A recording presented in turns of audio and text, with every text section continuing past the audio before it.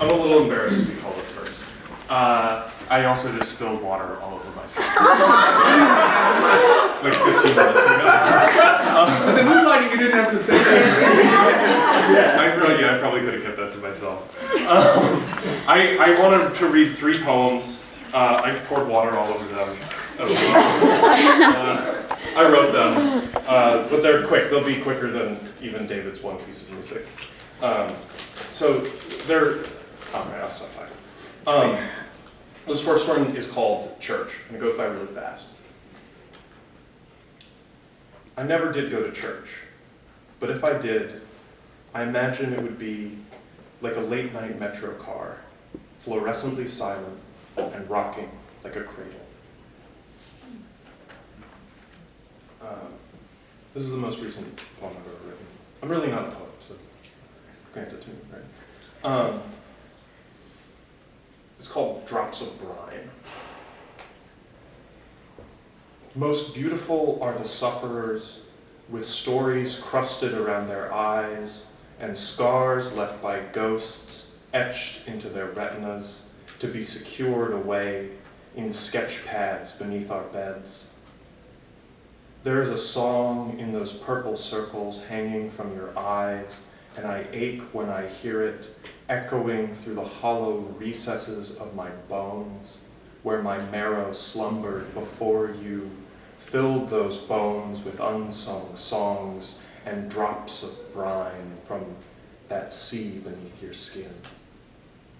But on crystalline winter nights, when the trees will groan forgotten hymns, and the moon, a skeleton of the bloody sunset, will whisper in your ear of every undressed wound, every tuneless song, every untold tragedy, and every unfinished love story. And this is the last one.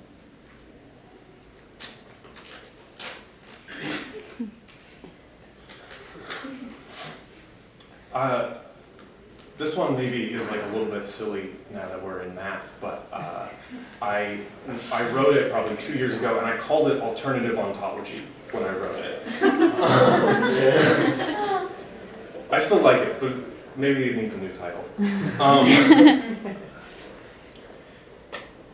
Maybe you're at the point when you look up and you see it's not about you. So something has to be reversed. A few boundaries exploded and collapsed for the sake of a girl caught tangled in her own laces.